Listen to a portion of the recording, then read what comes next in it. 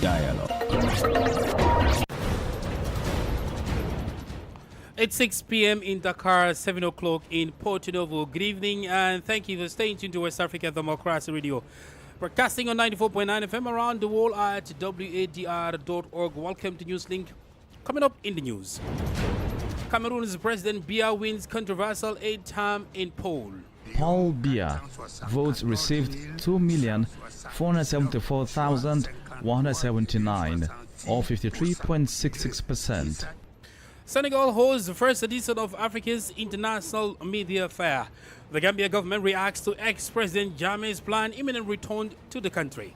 Yeah, Jammeh is a citizen who is on self-exile. It's a private citizen. Yeah, he's free to come back, but if he comes back, due process in accordance with the TRRC will be activated. And Chad opposition demands house arrest for leader Success Masra. Government rejects a claim. Please stay tuned for details of these stories and more. West Africa Democracy Radio. It's you speaking. My name is Sankule Janko. Thank you for joining our broadcast this evening. We begin in Cameroon, where it's now official. President Paul Biya has secured a record 8th term in office. The incumbent leader won the October 12 presidential election with just over 53% of the vote. His main challenger, Issa Shiroma Bakary, followed with 35.19%. The Constitutional Council announced the results this Monday morning. Let's now hear from Clement Atangana, the council's president. Classement des candidats en fonction des suffrages obtenus. Ranking of candidates based on votes received. 1. Paul Biya. Votes received 2,474,179, or 53.66%. 2. Issa Chiroma. 1,622,334, followed by Libby Nguel Cabral. 157,168, or 3.41%. Bello Buba Megari. 112,758, or 2.45%. Paul Biya is thus declared elected president of the Republic, having obtained the majority of the votes cast. Le candidat Biya Paul. Clement Atanga, the president of the Constitutional Council. Meanwhile, the declaration comes amidst a series of protests that have rocked several cities, regional capitals of the Central African nation. On Sunday, over the weekend, Cameroon's Minister of Territorial Administration, Paul Tanga Nji, said the security forces arrested 3 terrorists who attempted to transport explosives to the northern region. According to Atanga Nji, the 3 suspects intended to infiltrate protests and carry out terrorist attacks, adding that public order will be reinforced. Well, Dr. Enyolo Nanje Monono, director at Sereda, Center for Research on Democracy and Development in Africa, and a lecturer at the University of Bay, is calling for unity. Yes, it has just been declared that the incumbent has won. So I think it is time to dialogue. It is time to try to see how to make a consultation. I think one of the strong points that have been is that the president has been working in a coalition government. I think for a very long time, Issa Chiroma has not stand as a presidential candidate. And I think even Bello Buba, because they were all part of the presidential majority. So I think it is high time to start looking at how do you build this coalition back, and how do you build and looking at how to see how to have a government of national unity that can see how we can move forward as a nation. Well, so I think it's a very crucial time. Well, we do have an extended conversation on the future of Cameroon in the next 7 years on our guest interview segment. Staying in Central Africa, the opposition Transformers Party in Chad is demanding that its leader, Success Masra, be placed under house arrest.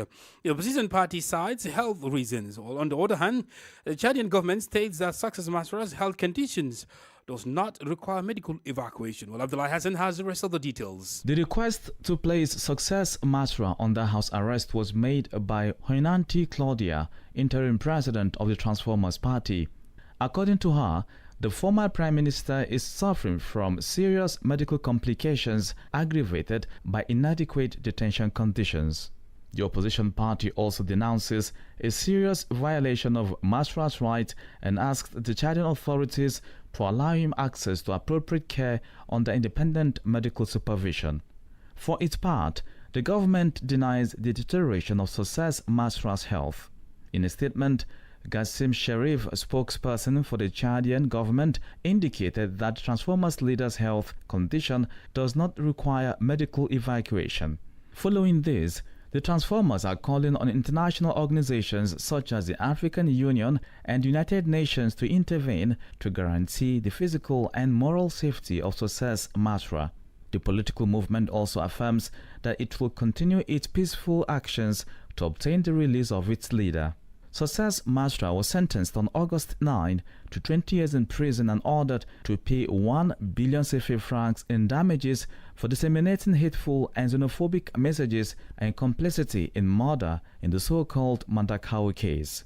More than 40 people were killed during the violence that occurred in May this year. Abdullah Hassan filed that report.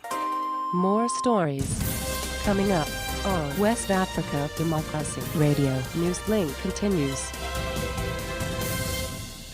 Now, the Gambia government has reacted to recent comments by former President Yahya Jammeh, who has announced plans to return to the country next month, nearly 9 years after going into exile.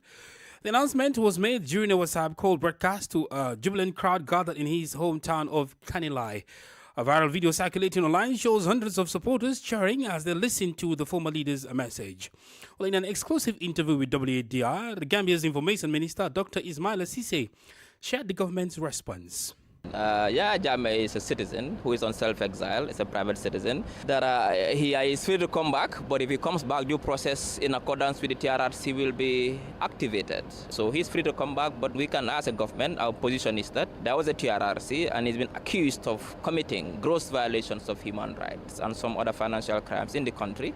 And if he comes back to the Gambia, due process will be activated. Does that mean that he will live a free life while the due process is ongoing? No, obviously he will not live a free life. Due process will be activated. What that is, that depends on what the law says, but he's a citizen who is on self-exile, and if he comes back, the due process... Would that require arrest of him? Well, that is for law enforcement to decide. What I can tell you as a government spokesperson is that when he comes back to the Gambia, due process will be activated. Gambia's Information Minister, Dr. Ismaila Cisse. Here in Senegal, media professionals from across Africa are meeting in Dakar for the first time. Africa International Media Fair, a 4-day event hosted by the Senegalese government. Under the theme, Africa faces new media challenges, the forum seeks to strengthen the continent's media landscape and promote an authentic African narrative. Speaking at the opening ceremony, Liberia's Deputy Minister for Public Affairs, Daniel Sando, called for faster access to public information and revealed ongoing media reform efforts in his country. Specifically on access to information, what the Liberian government has done is that in 2010, the government enacted the Freedom of Information Law. That Freedom of Information Law established a comprehensive legal framework that grants legal rights to citizens to access information from all sectors. Whether you are a Liberian citizen or a resident, that law gives you the right to go and request information, policies, and just anything about any entity of government that spends public money. So once you benefit from public money, you are required to oblige by the Freedom of Information Law. Despite the existence of the law, implementation faces significant obstacles. The appointing authority of various government entities have not been able to set up information offices at the various entities. So sometimes when an information is requested from a particular government entity, it takes time. But we're still confronted with a lot of problems because in spite of this existing structure, there's still problems with misinformation, disinformation, hate speech. The advent of social media continues to hamper the professional space in which traditional media is operated. Liberia's the Deputy Minister for Public Affairs, Daniel Sando. We cross over to Cote d'Ivoire, where the nation awaits the final result of last Saturday's presidential election. Over the weekend, the Independent Electoral Commission gradually released the results from the country's departments and districts. These results so far saw incumbent Alassane Ouattara running for a 4th term in the lead. Meanwhile, the election observation missions in Cote d'Ivoire are also reviewing their findings from the electoral process. Abdullah Hassan reports. The president of the Electoral Commission, Quibet Koulibaly, indicated that the voter turnout for this election was between 45 and 50%. Over the weekend, the Independent Electoral Commission published the results from the 111 departments those of the Abidjan district, the capital, and Yamoussoukro. Incumbent President Alassane Ouattara is currently in the lead, with scores exceeding 65% after the votes were compiled in each area and the diaspora, including Gabon, Congo, Angola, Spain, and South Africa. The Electoral Commission is now calculating the total number of votes to publish the provisional results most likely today. Former Minister Jean-Louis Bion, a presidential candidate, has already congratulated President Ouattara on his re-election. On the eve of the announcement of the provisional election results, the various election observation missions are already presenting their findings. Several of them comment the election as generally successful, both in terms of organization and security. This is the case for the mission of the Community of Sahel-Saharan States, CENSAT, led by former Nigerian ambassador Baraya Usman El Haj. He says, the CENSAT observation mission commends the efforts of the government of the Republic of Côte d'Ivoire and the CEI, which made it possible to overcome the main challenges in organizing the election, namely the observance of opening and closing times in most polling stations and the logistical organization of the vote. The mission also congratulates the defense and security forces for their mobilization and actions in securing the electoral process. The Ivorian civil society, which also observed this election, as well as ECOWAS and the African Union AU, are expected to issue their statements in the coming hours. WDR's Channel Alpha Ibrahim Baldez report, voiced by Abdullahi Hassan. Well, in Mali, the ministers of national education and higher education and scientific, in Guinea, let's go back to Guinea, where as part of continues to inaugurate special electoral committee several weeks before December 28 presidential election despite strong opposition. Well, recently, the Supreme Court appointed members of the panel of the professional doctors and those of candidate validation commission. Across the country, some political actors are demanding a postponement of the election or a prior revision of the electoral code, while others are calling for the opening of an inclusive dialogue involving all stakeholders. These stakeholders include all suspended parties and leaders in exile before any progress is made in the election process. Well, Francis Boniface completes the story. The Supreme Court carried out this key appointment for the electoral calendar in a climate of institutional uncertainty. First, the institution installed the members of the Multidisciplinary Board of Professional Doctors. This board, which will begin its work once the filing of candidacies has closed, is tasked with assessing and certifying the physical and mental fitness of all presidential candidates before submitting a report to the Apex Court. In a second decree, the President of the Supreme Court, Fode Bangura, formalized the appointment of the members of the Commission responsible for receiving and validating candidacy files. This commission is charged with reviewing beforehand the legal conformity of each file before any official approval. These technical steps contrast sharply with the political landscape, where tensions remain high as actors in the process are far from reaching a consensus. Some believe that this appointment proved that authorities are determined to push forward tightly controlled elections at all costs, while others see them as essential to keeping the electoral timetable on track. One key question that has surfaced in national debate is, can electoral units be installed while the legal framework is being challenged by major political actors in the country? No one seems to have the answer from the opposition or civil society, while the government races against time for what it calls an inclusive ballot on December 28th. Francis Boniface with that report. You are listening to Newslink on West Africa Democracy Radio 94.9 FM Dakar. Here is a reminder of our top stories. Cameroon's President Biya wins the controversial 8th term in poll. Senegal holds first edition of Africa's International Media Fair. The Gambia government reacts to ex-President Jammeh's planned imminent return to the country. And Chad opposition demands house arrest for leader Success Masra over government rejects health claim. And still ahead, educational authorities in Mali temporarily suspend classes throughout the country. We do have guest interview and sports news. Please stay with us. Fresh and breaking news all the time. Hear it first as the news breaks, only on West Africa Democracy Radio. Newslink continues. In Mali, the Ministers of National Education and Higher Education and Scientific Research have suspended classes in all schools and universities as of Monday, October 27. According to the ministers, classes will resume on November 9, 2025. Well, more details with Christopher Aticho. This decision comes following disruptions in fuel supplies, which affect the travel of those involved in the education system. The authorities say in order to ensure educational continuity and the smooth running of the school and university year, arrangements are being made to rearrange the calendar. Furthermore, the authorities assure that all efforts are being made to quickly return to normal in the distribution of fuel. As a reminder, this situation is caused by a blockade imposed by the armed groups on the main roads leading to Bamako, particularly those linking the capital to the supply ports.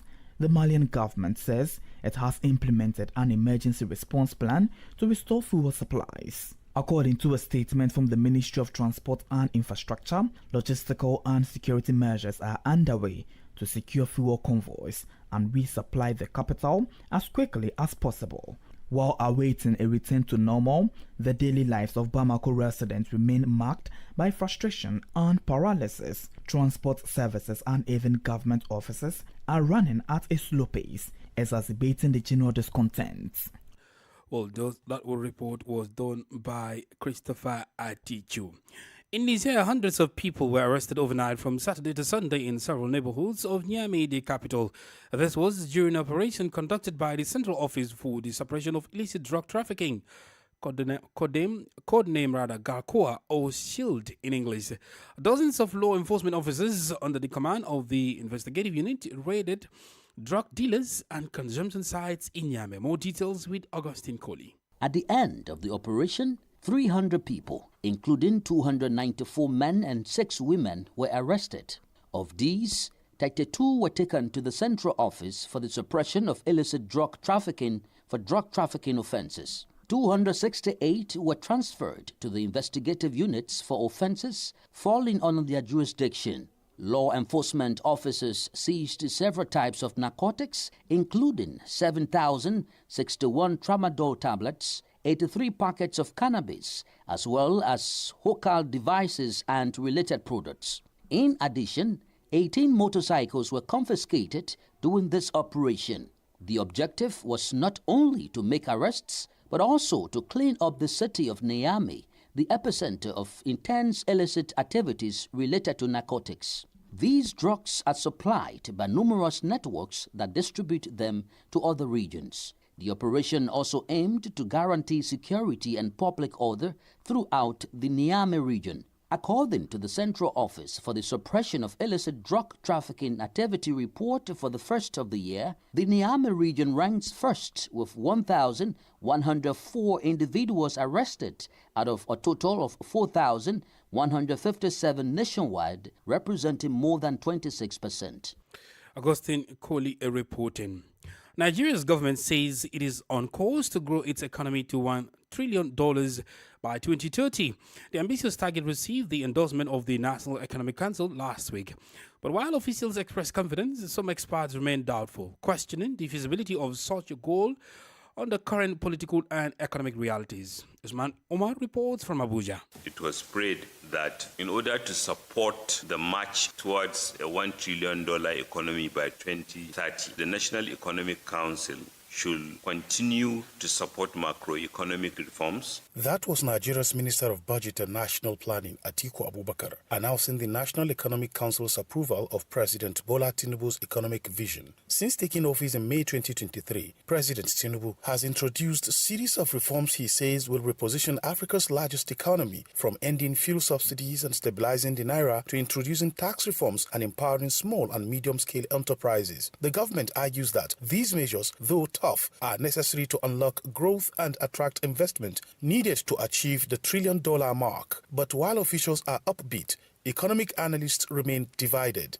Former president of the Nigerian Bar Association, Olisa Agbakoba, describes the target as unrealistic under Nigeria's current system of government. He says the concentration of power at the center stifles innovation and productive competition among the states. 36 states are unviable. Some of these states don't have a penny unless the federal government releases what they call statutory envelopes, in which they've stuffed printed notes that have no value. So the governor has printed notes and is paying salaries, but those printed notes have no fundamentals. Another economic commentator, Kayode Richard, argues that without genuine efforts to cut the cost of governance and curb wastage, the trillion-dollar dream will remain a political slogan rather than a measurable policy objective. I genuinely wish this government well. However, when they say that their goal is to build a trillion-dollar economy, they are going about it the wrong way. They are putting policies in place to make sure that the economy shrinks rather than grow. For now, the Tinubu administration maintains that Nigeria has all it takes to become a trillion-dollar economy by 2030, a goal that, if achieved, would redefine the country's place in the global economic landscape. For Newslink on West Africa Democracy Radio, Usman Umar reporting from Abuja. Well, we have some breaking news coming in right now before the guest interview, because Alassane Ouattara has won the October 25 presidential election according to the provisional results announced by the Independent Electoral Commission IEC on Monday, October 27, 2025. Pending the examination of any appeals by the Constitutional Council, which will proclaim the final results, the candidate of the outgoing regime holds his ticket to run for a fourth term as head of the country. Politics, analysis on major news, social matters, and all. This is A Guest. Now to Cameroon, where President Paul Biya has been re-elected amidst the protests, extending his more than 4 decades in power.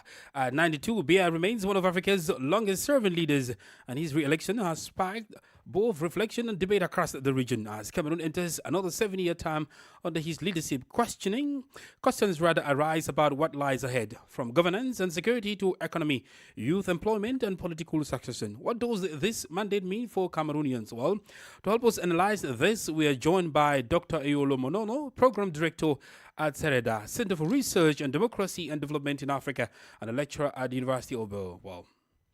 Yeah, I think it's unfortunate that we have such situations in terms of people going to the streets. But that's why I'm saying that I think we need to look ahead and to see how we can construct. I think, to me, one of the key things is that there's a very crucial election which is coming up in February. And I think that is where the oppositions can start having some roots in terms of taking councils, in terms of winning more seats in parliament. So I think it's time for them, instead of fighting, is to see how they can regroup, strategize, and see how to mobilize for that. And I think it's for every party to look at that. I think that is that just been declared that the incumbent has won. So I think it is time to dialogue. It is time to try to see how to make a consultation. I think one of the strong points that have been is that the president has been working in a coalition government. I think for a very long time, Issa Chiruma has not stand as a presidential candidate, and I think even Bello Buba, because they were all part of the presidential majority. So I think it's high time to start looking at how do you build this coalition back, and how do you build and looking at how to see how to have a government of national unity that can see how we can move forward as a nation. Well, so I think it's a very crucial term. Yes. Do you think he may likely want to go for another term if he finishes this one, or what do you think will play out in between this last tenure? This yeah, I think that's a call for many. I believe that it's a very tricky thing. I think many Cameroonians might just want to see a certain level of stability, and I believe from my own perspective and observation is that they might want to see how to create the position of the vice president and to see how to. So I think there'll be. This is what a lot of people will be observing at this time. What happens in looking at his age and all of that, and I think that is where there's a lot of question, and I think the president taking office have to come out to reassure Cameroonians in terms of his ability, and also to see how he can reform in terms of the government. I think a lot of people too are frustrated for the fact that for close more than 6 years, we've not had a ministerial government has changed. So I think those are some of the frustrations that have been expressed in the ballots. And so I think at this point there's a lot that needs to be done. in order to see how to reassure Cameroonians of his ability to also try to look at the mechanism. Because I think when many people look at it, they are looking at, okay, the president of the Senate who is next, himself is not of good health. And all of that. So I think those are some of the worries of many Cameroonians. So I think he has to reassure Cameroonians of that stability and even the aspect of transition. And I think those are some of the key areas that needs to be worked as soon as possible. I think what might calm down is the speed in which some certain reforms that are being the clarion calls in terms of reforms, in terms of government, in terms of change, that needs to come, and I think that is going to reassure the population of his ability to manage the country. So, but I can't talk about maybe the next 7 years. I think it's still a long time to say that. Thank you, Dr. Yellow. Thank you so much for your time. Thank you. Well, Dr. Yolo Monono, Program Director at the Sereda Center for Research on Democracy and Development in Africa and a lecturer at the University of Bern. Well, in sports, 14 clubs have booked their spots in the 2025-26 CAF Champions League group stage, with 2 more to be decided next week. Among the qualifiers are Al Ahly of Egypt, Mamelodi Sundowns of South Africa, AS Tunis of Tunisia, and AS FAR Rabat of Morocco, all delivering dominant performances to confirm their status among Africa's elite. The group stage draw for both the CAF Champions League and Confederation Cup takes place on November 3rd in Johannesburg ahead of the competition kickoff later in the month. And the draw for the 2025 CAF Women's Champions League has set up exciting balanced matchups ahead of the tournament in Egypt from November 8th to 21st.